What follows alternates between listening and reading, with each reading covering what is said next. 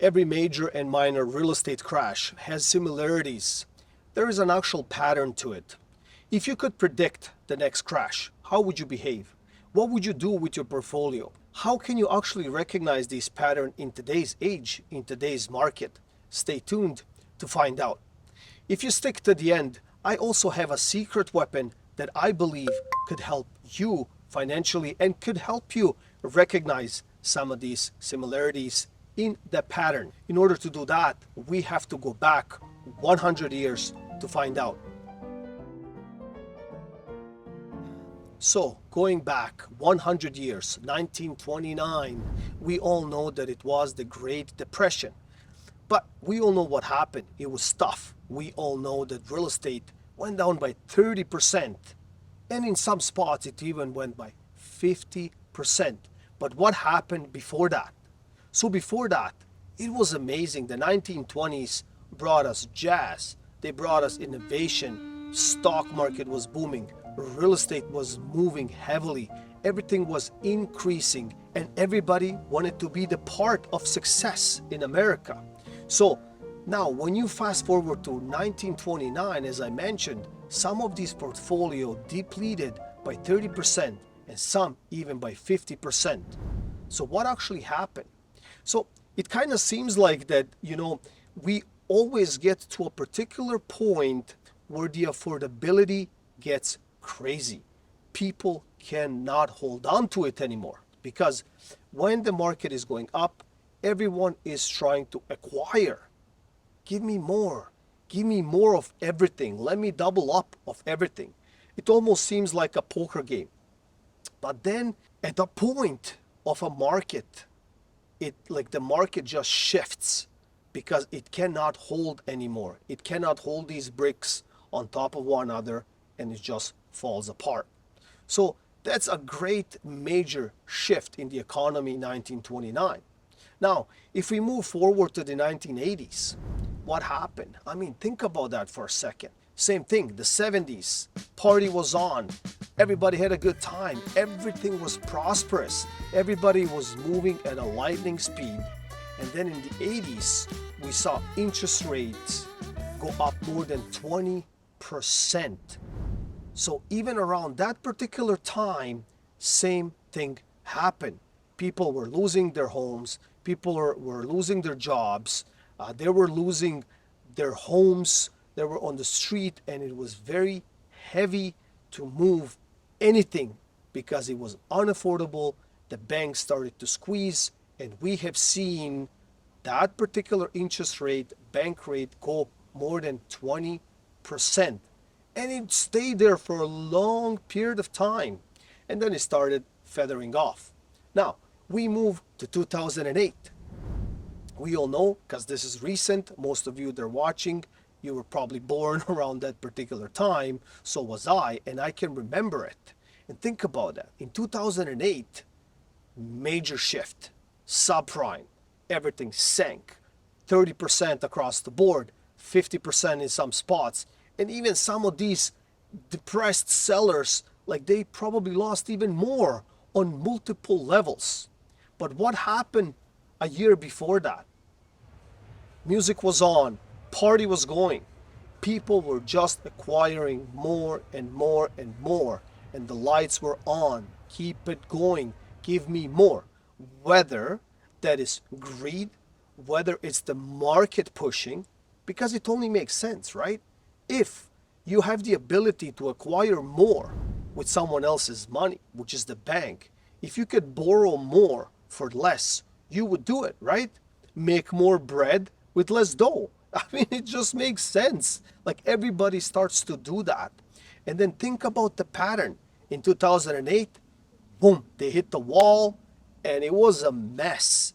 Real estate industry, stock market industry, manufacturing, you name it, unemployment shot through the roof.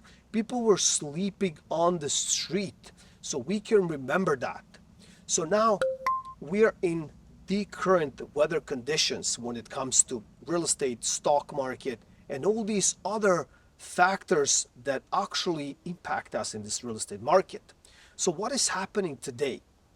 If we just go back a few years ago, Lights were on, party was loud, music, everything was going as fast, lightning speed, okay? Give me more, I need more. The borrowing cost was like next to nothing. You could borrow $1 million just by walking into a bank. So now we are repeating these patterns, whether they're major shifts and cracks in our market or smaller one along the way, but we see it now, right? And now what is there to come? Like it's hard to say what is going to come, but we can almost feel and predict that the market is breathing heavy. Things are slowing down. The affordability level is too high. People are getting scared. And now this is the secret weapon that I promised you at the beginning of the video. So most of these shifts, cracks, failures in the market, you can call it however you like, they have an attachment to it, and it is called fear. So when people start to fear a particular market, for whatever reason, if they feel insecure that they will get fired, or if they feel that their employer or their employment is not doing as well, or their field, like if you're a construction worker, and if you feel that it's not moving as good, you're not getting as many contracts, people are not spending on the nicer things, and they're doing just the minimum just to get by, then automatically you're applying that to your own personal bank account, and you're applying that further. You're applying that to the market. That's how you feel. So fear. So what happens when fear hits the market? People start to offload. They start to offload heavy, and they start to offload wherever they can, right?